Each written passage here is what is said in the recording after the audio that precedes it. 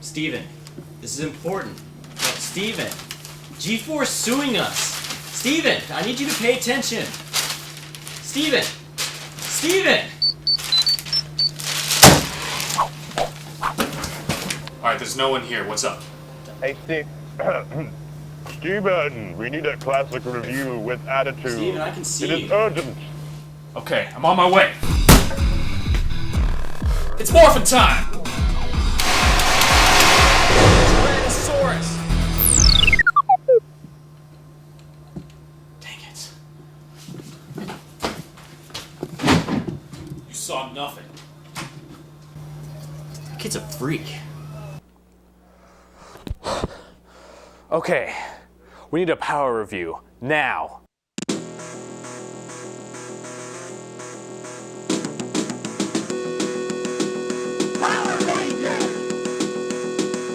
Hey everybody, Steven here with a classic game of the week.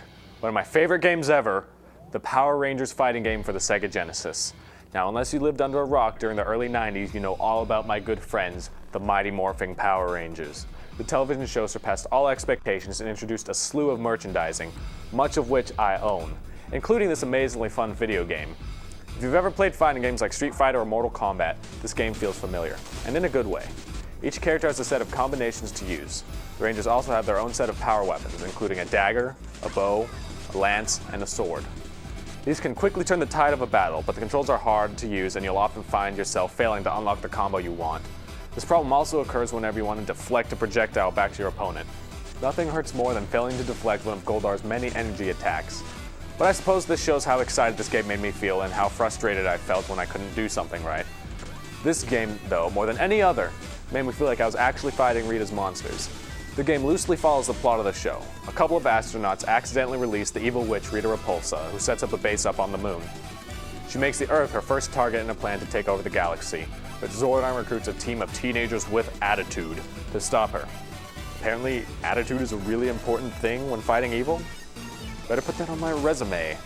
Anyways, this game is fairly short, only 5 levels to be exact. You fight Rita's monsters like the Minotaur, Madame Woe, and even her top henchman Goldar. At the start of each level, you pick your ranger and morph into battle. Once you beat your monster, you guessed it, it's time for Rita to make her monster grow. So what are you gonna do? I think you need Dinosaur power, now! You form up the Megazord and take the battle into one of 5 new stages. In addition to the normal set of monsters, Rita unleashes her evil Green Ranger. Awesome. The Green Ranger subplot was one of the most memorable parts of the TV show, and the difficulty of fighting the Green Ranger does it justice. If you do manage to beat him, he pulls out his dagger to fight you with Dragon Zord power.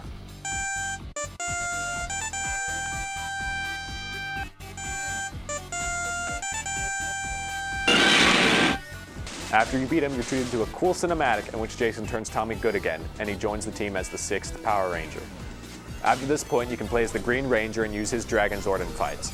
But soon after this, you'll reach the final level, which you can play either as the Megazord or Dragon Zord against Rita's ultimate monster, the giant Cyclopsis. When it seems you've won, Cyclopsis reveals he's got an even more powerful fighting mode, and you have to fight him again.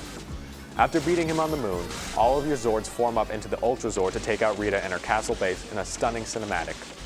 Though this didn't happen in the show, it's a great way to finish off an otherwise short game. If this game lacks in length, it made up for with amazing cinematics. At least for 1994 when the game came out. As a kid watching the Green Ranger call in his Dragon Zord or the Dinozords combining in the credits, the cinematics felt just like watching the show. The detail put into the characters, even in the close-ups, still stand out to this day. Overall, the Power Rangers game for the Sega Genesis earns my approval for a classic game of the week because of its stunning cinematics for the time and its insanely fun gameplay. It even had a 2-player mode in which you could face off against your friends as any character in any stage. You could play as one of the monsters and be evil for a twist, or pit Rangers against Rangers. You could even unlock a secret mode to play as the evil Green Ranger, but I didn't, no. I was a good, faithful Ranger who always fought for Zordon's forces of goodness. I felt like a Power Ranger in real life every time I play it. I felt like a Power Ranger every time I played. Felt, and shut up. I can be a Power Ranger if I want. I've got the attitude Zordon. You know what? I'm gonna go beyond the game.